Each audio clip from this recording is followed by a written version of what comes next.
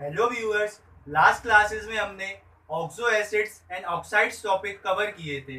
अब next topic जो कि मेन ग्रुप एलिमेंट्स की केमिस्ट्री पढ़ने के लिए इम्पोर्टेंट है वो है इनकी हाइड्रेशन और इनका हाइड्रोलिसिस किस तरीके से होता है, यानी कि कोई कंपाउंड है तो वाटर के साथ किस तरीके से रिएक्ट करेगा, अगर कोई एलिमेंट है तो वाटर मॉलिक्यूल से उस पर क्या फर्क पड़ेगा। तो वही टॉपिक हमारे आज हैं। और अगर मैं पहले टॉपिक की बात करूं हाइड्रेशन, तो हाइड्रेशन सिंपल वर्ड्स में अगर मैं आपको बताऊं तो कुछ नहीं, बस एक फिनोमिना है जिसमें वाटर मॉलिक्यूल्स किसी चीज को सराउंड कर लेते हैं। अब अगर मैं केमिस्ट्री में हाइड्रेशन की बात करूं तो जनरली आपने देखा होगा कोई भी सॉल्यूशन बनता है तो उसमें सॉल्यूट क्या है, स्टेबलाइज हो जाता है सॉल्वेंट के साथ। तो वहां पे होता क्या है, वहां पे एक डिफरेंट टाइप ऑफ इंट्रैक्शन होता है जिसकी वजह से स्टेबिलिटी मिलती है। अब अगर मैं बात करूं, आपने कोई आयन डाला, मतलब कोई आयनिक कंपाउंड डाला वाटर में, तो वहां पे क्या होगा, जो आयन होगा वो आयन क्या होगा, आयन्स में डिसोशिएट हो जाएगा। जैसे कि सपोज अगर कोई कैटाइन ही था तो कैटाइन इस तरीके से हो जाएगा आपका, देखिए।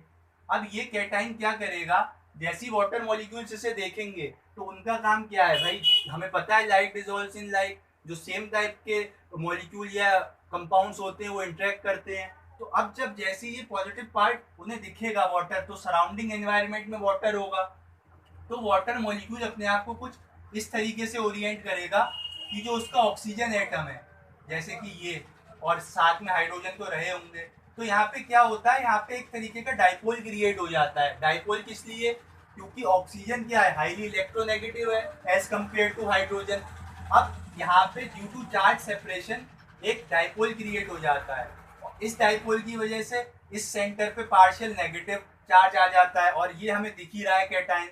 तो यहाँ पे एक टाइप का इंट्रैक्शन स्टार्ट हो जाता है। ठीक, डॉटेड लाइन से दिखा रहा हूँ। ऐसे ही बहुत सारे वाटर मॉलिक्यूल्स होंगे सॉल्यूशन में, कोई फिक्स क्वांटिटी तो होगी नहीं, तो मैं और दिखा देता हूँ कुछ इस तरीके से। ठीक, तो वाटर मॉलिक्यूल्स बहुत सारे होंगे और इंट्रैक्शन वहां पे हो रहा होगा।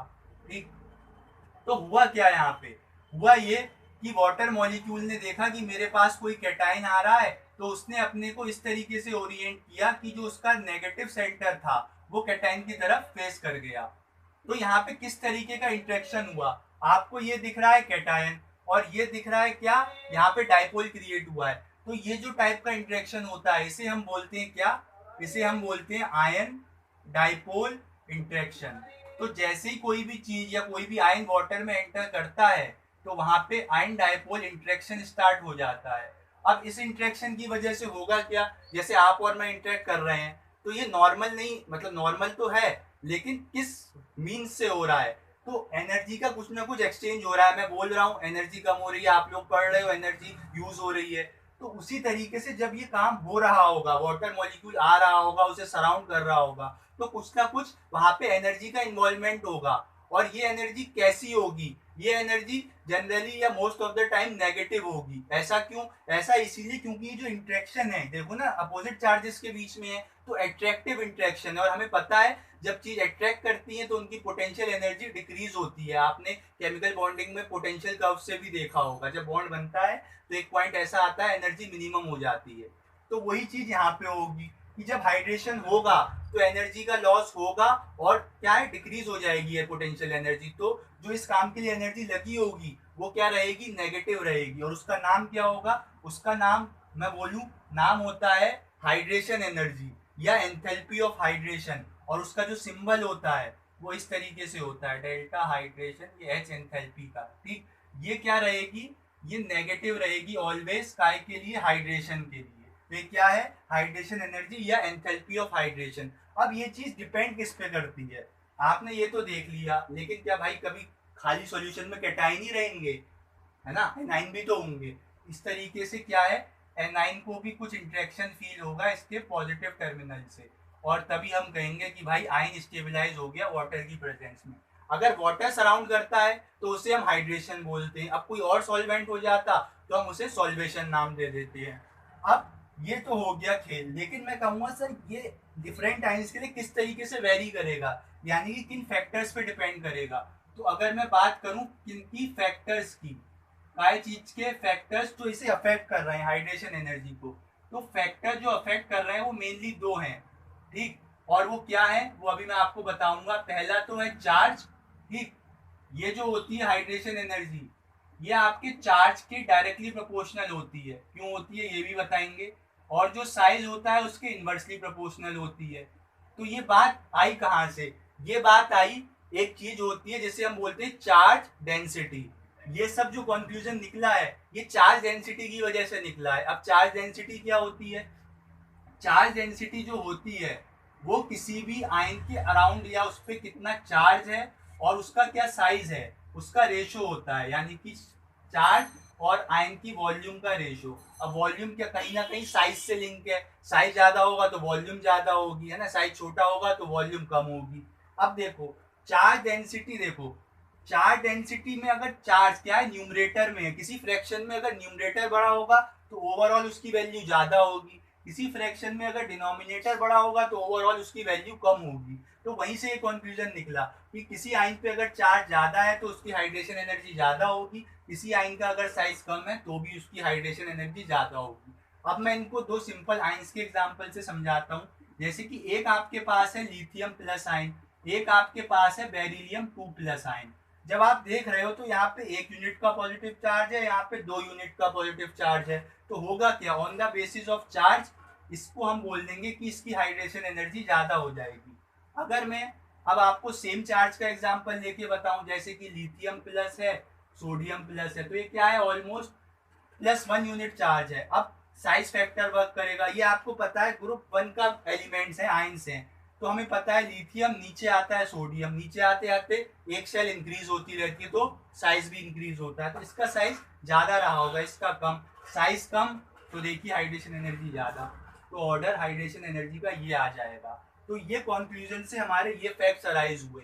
अब सर इसका यूज क्या होता है? आपने बता दिया हाइड्रेशन एनर्जी, हाइड्रेशन हो रहा है, लेकिन भाई ये सॉल्यूशंस हम ऐसे रखने के लिए थोड़ी यूज करते हैं। इन सॉल्यूशंस का काम होता है इलेक्ट्रिक कंडक्टेंस कराने के लिए। इन सॉल्यूशन का काम होता है टाइट्रेशन वगैरह में यूज होने के लिए। तो हमें देखना है कि जब कोई आयन वाटर में पहुंचता है तो हाइड्रेशन पे उस पर क्या फर्क पड़ता है। तो क्वेश्चन इस तरीके से नहीं आएगा, साइज का ऑर्डर सबको पता है, क्वेश्चन आएगा उसकी एप्लीकेशन से। जैसे कि मैं आपको बताऊं, ये यहीं पे लिखे रहने देते हैं। मैं आपको बताता हूं कि सर अगर दो सॉल्यूशन है मेरे पास, एक सॉल्यूशन है काय का लिथियम क्लोराइड का, एक सॉल्यूशन है मेरे पास काय का सोडियम क्लोराइड का। अब मुझसे पूछ ले कि भाई इन सॉल्यूशंस में से हमने वायर लगाया, इलेक्ट्रिसिटी पास करी, तो बताओ किसकी कंडक्टेंस ज्यादा होगी। तो अभी मैं एक चीज यहाँ पे कांस्टेंट रख दे रहा हूँ, वो है इनकी कंसंट्रेशन। मान लो ये दोनों 0.1 मोलर है। कंसंट्रेशन कांस्टेंट रखने से क्या होगा, कंसंट्रेशन कांस्टेंट रखने से जो इसमें आयंस हैं उनका अमाउंट भी कांस्टेंट रहेगा, यानी कि नंबर ऑफ आयंस कांस्टेंट रहेंगे। अब आपको पता है जो कंडक्टेंस होती है, क्वेश्चन क्या है किसकी कंडक्टेंस हाई होगी। तो आप देखो कंडक्टेंस जो मेनली होती है वो दो फैक्टर्स पे डिपेंड करती है। एक होता है हमारे पास कितने आयंस हैं, क्योंकि जितने ज्यादा आयंस होंगे उतना अच्छा फ्लो ऑफ चार्ज होगा। दूसरी बात होती है इनकी मोबिलिटी, मतलब ये कितने अच्छे से मूव कर रहे हैं। जितना ज्यादा अच्छे से मूव करेंगे उतना ज्यादा ये चार्ज को ट्रांसफर करेंगे। तो नंबर ऑफ आयंस तो यहाँ पे कांस्टेंट हो गए, क्यों? क्योंकि कंसंट्रेशन सेम है। लेकिन अगर आयनिक मोबिलिटी की बात करूं तो अब फंडा बदलेगा। आप कहोगे देखो जनरल समझो, एक आपके पास 50 ग्राम की बॉल है, एक आपके पास 100 ग्राम की बॉल है, दोनों फेंकी सेम एनर्जी से, कौन ज्यादा आगे जाएगी? 50 ग्राम वाली, मतलब जिसका साइज कम हो, मास कम हो। तो उसी तरीके से होगा क्या, उसी तरीके से यहाँ पे देखो लिथियम और सोडियम है। आप कहोगे सर लिथियम का साइज कम है, यहाँ आपने बताया, तभी तो उसकी हाइड्रेशन एनर्जी ज्यादा है। लेकिन भाई मेरी बात सुनो, क्या लिथियम के आयन में होगा क्या? देखो लिथियम का है इस तरीके से Li+ और ये है आपके पास Na+। अगर आप नॉर्मल यानी कि एक्चुअल साइज की बात करोगे तो एक्चुअल साइज आपके पास क्या है? एक्चुअल साइज आपके पास, अगर मैं साइज का ऑर्डर लगाऊं यहाँ पे, क्या एक्चुअल साइज, तो एक्चुअल साइज तो भाई सोडियम का ही ज्यादा होगा, क्योंकि नीचे आ रहा है, एक एक सेल इंक्रीज हो रही है। लेकिन अगर यही बात मैं बात करूं कि भाई ये हवा में थोड़ी है, ये पानी में है, मतलब सॉल्वेंट में है किसी, तो पानी में जाने से होगा क्या, ये वाला फिनोमिना होगा। और इस फिनोमिना की वजह से साइज का ऑर्डर ये नहीं रहेगा, क्योंकि अब ये नॉर्मल आइंस नहीं है, अब ये हाइड्रेटेड आइंस बन गए हैं। तो हाइड्रेटेड आइंस बनने से क्या फर्क पड़ेगा, देखो वो मैं बताता हूँ आपको। इधर इन फैक्टर्स को ध्यान रखना, ठीक है।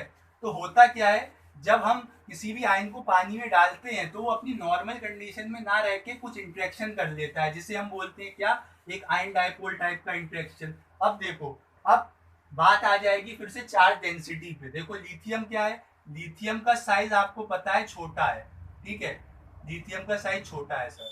अब होता क्या है, साइज छोटा होने से वजह से हमने क्या पढ़ा था, charge density is the ratio of charge to the volume. Charge तो दोनों पे सेम है। अब बात कहाँ पे आ गई, बात आ गई वॉल्यूम पे। वॉल्यूम कहाँ से लिंक है, साइज से। तो जिसका साइज छोटा होगा उसकी वॉल्यूम कम होगी, वॉल्यूम डिनोमिनेटर में है, तो जो फ्रैक्शन होगा ओवरऑल वो क्या हो जाएगा, हाई, यानी कि जो उसका हमारे पास हाइड्रेशन एनर्जी है वो भी हाई हो जाएगी। तो देखो होता क्या है, कोई भी चार्ज पार्टिकल होता है ना, फिजिक्स में आपने पढ़ा होगा, कोई भी चार्ज पार्टिकल होता है तो वो कंटिन्यूअसली इलेक्ट्रिक और मैग्नेटिक फील्ड एमिट कर रहा होता है, और जितनी ज्यादा चार्ज डेंसिटी होती है उतनी ही ज्यादा वो फील्ड इंटेंस होती है। तो यानी कि यहाँ पे साइज छोटा, तो जो हमारे पास चार्ज डेंसिटी है वो ज्यादा, यानी कि चार्ज ज्यादा इंटेंस है, ज्यादा कंसंट्रेटेड है उस जगह पे, तो जो इसकी फील्ड होगी वो ज्यादा दूर तक फैली हुई होगी। डॉटेड लाइन से मैं इलेक्ट्रिक फील्ड दिखा रहा हूँ कुछ इस तरीके से, जो इसकी फील्ड होगी वो ज्यादा एरिया में फैली होगी। तो जिस वजह से होगा क्या, तो वाटर मॉलिक्यूल्स कब आएंगे, जब उन्हें दिखेगा कि हमें फायदा हो रहा है, कोई दूसरी चार्ज चीज दिख रही है, तो इसकी इलेक्ट्रिक फील्ड वाटर को दिखेगी और वाटर मॉलिक्यूल्स क्या करेंगे, फिर इसे सराउंड करना शुरू कर देंगे। अगर मैं ये वाटर मॉलिक्यूल बना रहा हूँ बाहर बाहर, तो ये क्या हो जाएंगे, वाटर मॉलिक्यूल इस तरीके से अपने आप को ओरिएंट कर लेंगे और इस इलेक्ट्रिक फील्ड में क्या है, इंटरेक्शन शुरू कर देंगे, ये वाटर मॉलिक्यूल है। तो हुआ क्या, अब ये लिथियम आयन इतना ना रह के, जो कि वाटर इससे चिपक गए, तो इस चीज का आयन, इस चीज के आयन का साइज ओवरऑल क्या हो गया, इतना बड़ा हो गया, इतना सा था लेकिन वाटर मॉलिक्यूल ने उन्हें सराउंड करके भाई उनका साइज बढ़ा दिया। लेकिन यही चीज जब मैं सोडियम के साथ देखूंगा, तो सोडियम का साइज क्या है, रिलेटिवली बड़ा है ना, और देखो साइज बड़ा है, चार्ज तो सेम है। अब क्या हो गया, वॉल्यूम का फैक्टर यहाँ पे क्या हो जाएगा, इंक्रीज हो जाएगा, यानी कि चार्ज डेंसिटी डिक्रीज, क्योंकि साइज बड़ा तो वॉल्यूम बड़ी, वॉल्यूम डिनोमिनेटर में तो चार्ज डेंसिटी ज्यादा, तो इसकी जो इलेक्ट्रिक फील्ड होती है वो उतनी इंटेंस नहीं होती है जो चार्ज से निकलने वाली है। तो यहाँ पे जो आइंस आएंगे उन्हें भाई ज्यादा दूर तक चार्ज दिखेगा नहीं, तो वो कम कम आएंगे। तो जो वाटर मॉलिक्यूल होगा यहाँ पे वो इस तरीके से ओरिएंटेड रहेगा और इतने तरीके से इंटरेक्शन करेगा, तो इसका जो साइज हो जाएगा वो इस तरीके से हो जाएगा। तो आप देख रहे हो रिलेटिवली साइज की अगर मैं बात करूं, तो साइज कौन सा साइज, हाइड्रेटेड साइज, क्योंकि अब इनका हाइड्रेशन हो गया ना, तो हाइड्रेटेड साइज किसका बड़ा है, इसका बड़ा। अब बताओ इन दोनों को धकेला जाएगा तो कौन ज्यादा आगे तक जाएगा, ये ज्यादा अच्छे से मूव करेगा ना। मोबिलिटी मतलब है कितने अच्छे से उन आइंस का फ्लो हो रहा है, चार्ज का फ्लो हो रहा है। तो ये छोटा है भाई, तो ये आराम से मूव कर जाएगा, ये आराम से मूव करेगा तो ये चार्ज को भी आराम से ज्यादा मूव कराएगा। तो इस वाले आयन की वजह से सॉल्यूशन की कंडक्टेंस ज्यादा होगी। तो अगर मुझे कंडक्टेंस बतानी थी तो कंडक्टेंस NaCl की ज्यादा होगी, क्यों, क्योंकि नंबर ऑफ आइंस तो सेम हो गए, आयनिक मोबिलिटी ने डिसाइड किया, और आयनिक मोबिलिटी कहाँ से लिंक करी हमने, चार्ज डेंसिटी से। तो जनरली क्वेश्चन आ जाता है कि भाई एल्कली मेटल आइंस का सॉल्यूशन है, उसे आप उनके अच्छे मतलब इंक्रीजिंग ऑर्डर ऑफ कंडक्टिविटी में अरेंज करो या उनके हाइड्रेटेड साइज में अरेंज करो। तो एक कंफ्यूजन ध्यान रख लो, अगर एक्चुअल साइज का ऑर्डर पूछा जाए, काय का, एक्चुअल साइज का, तो एक्चुअल साइज का ऑर्डर तो ये रहता है आपके पास, देखिए डाउन द ग्रुप इंक्रीज होता है, यानी कि लिथियम है आपके पास, सोडियम है, ठीक, फिर क्या है, हेलिना की रब से फरियाद, पोटेशियम है, रुबिडियम है और सीजियम है। तो जो एक्चुअल साइज का ऑर्डर रहेगा वो तो यही रहेगा। लेकिन अगर मैं हाइड्रेटेड साइज की बात करूँ, तो हाइड्रेटेड साइज में क्या है भाई, ऑर्डर हो जाता है रिवर्स। समझ गए आप क्यों हो जाता है, क्योंकि जैसे जैसे यहाँ पे साइज इंक्रीज होता जा रहा है, साइज इंक्रीज होने से हो क्या रहा है, वॉल्यूम इनकी इंक्रीज हो रही है, और चार्ज डेंसिटी वाले फैक्टर में क्या है, वॉल्यूम नीचे है, चार्ज ऊपर है, चार्ज तो सेम है, वॉल्यूम इंक्रीज होती जा रही है, यानी कि चार्ज डेंसिटी कम होती जा रही है। तो चार्ज डेंसिटी कम होने से क्या है, कम वाटर मॉलिक्यूल्स उन्हें सराउंड कर रहे होंगे, यानी कि उनका साइज छोटा रहेगा। तो जो ऑर्डर आ जाता है वो रिवर्स हो जाता है कुछ इस तरीके से, देखिए लिथियम का सबसे ज्यादा साइज हो जाता है, देन मतलब बस ऑर्डर को रिवर्स कर देना है आपको, तो ये बात ध्यान रखनी है। फिर यही ऑर्डर काय का हो जाएगा, यही ऑर्डर हो जाएगा काय का, इनकी आयनिक मोबिलिटी का भी, है ना, तो मतलब इनसे रिलेटेड जो सॉल्यूशन है उसकी कंडक्टेंस का भी। तो ये बातें आपको ध्यान रखनी है। तो हमने आज क्या सीखा, हमने देखा हाइड्रेशन और हाइड्रेशन एनर्जी के बारे में। हाइड्रेशन क्या है, हाइड्रेशन सिंपली एक आयन डाइपोल टाइप का इंटरेक्शन है जिससे होता क्या है, कोई भी आयन सॉल्वेंट में जाके या वाटर में जाके क्या हो जाता है, स्टेबलाइज हो जाता है। दूसरी चीज देखी हमने हाइड्रेशन एनर्जी। हाइड्रेशन एनर्जी क्या है, जो ये हाइड्रेशन यानी कि आयन डायपोल टाइप का इंटरेक्शन हो रहा है, इसको कराने के लिए जो एक्सपेंस यानी कि जो एनर्जी लग रही है उससे हम हाइड्रेशन एनर्जी या एंथैल्पी ऑफ हाइड्रेशन भी बोल रहे हैं। एंथैल्पी ऑफ हाइड्रेशन की डेफिनेशन हम लोग थर्मोकेमिस्ट्री में और पढ़ेंगे, लेकिन इनऑर्गेनिक के टर्म्स में ये समझ लो कि जो आयन डायपोल टाइप का इंटरेक्शन हो रहा है, इसे कराने के लिए जो एनर्जी लग रही है वो आपकी क्या है, हाइड्रेशन एनर्जी है या आयन डायपोल इंटरेक्शन के एक्सपेंस के लिए एनर्जी है। अब हमने देख लिया किन किन फैक्टर्स पे डिपेंड करती है, चार्ज पे करती है, साइज पे करती है। क्यों करती है, क्योंकि चार्ज डेंसिटी वेरी हो जाती है। क्वेश्चन कैसा आएगा, एप्लीकेशन बेस आएगा, कंडक्टेंस के ऑर्डर में लगा दो या फिर आप साइज के ऑर्डर में लगा दो। तो ये था। अब हम क्या देखेंगे कि भाई ये तो क्या थे, ये एल्कली मेटल आयंस थे। देखो अब क्वेश्चन क्या हो सकता है कि बताओ भाई ग्रुप 1 में और ग्रुप 2 में जो आयंस हैं किसका हाइड्रेशन ज्यादा होगा। तो आपको कुछ नहीं, आपको वही दो फैक्टर्स ध्यान रखने हैं। क्या, आप देखोगे साइज और चार्ज। क्योंकि देखो ग्रुप 1 ग्रुप 2 जब हम अलोंग द पीरियड मूव करते हैं तो क्या है, साइज डिक्रीज हो रहा होता है ना, साइज डिक्रीज होता है, चार्ज इंक्रीज हो रहा होता है। तो क्या है, यहाँ पे कोई एक फिक्स्ड हम लोग पैरामीटर नहीं रख सकते हैं। लेकिन जब हम एल्कली मेटल और एल्कलाइन अर्थ मेटल को उधर यानी कि अपने जो लेफ्ट में बैठे हुए मेटल उनके साथ कंपेयर करते हैं तो बहुत ज्यादा डिफरेंसेस आते हैं। क्यों आते हैं, क्योंकि देखो यहाँ पे तो 1 यूनिट 2 यूनिट का पॉजिटिव चार्ज था, वहां पे क्या होगा, ढेर सारा पॉजिटिव चार्ज होगा। तो होगा क्या कि जो ये वाटर होगा, अब वाटर की बजाय हमारा कैटाइन भी हो सकता है भाई, डोमिनेट करे, जरूरी थोड़ी है वाटर ही कहेगा मेरे साथ इंटरेक्ट करो, कैटाइन भी कह सकता है। तो इस चीज को हम काय में पढ़ेंगे नेक्स्ट टॉपिक में, जो कि होगा हमारा हाइड्रोलिसिस। आज के लिए हाइड्रेशन था जो कि इतना था। Thank you.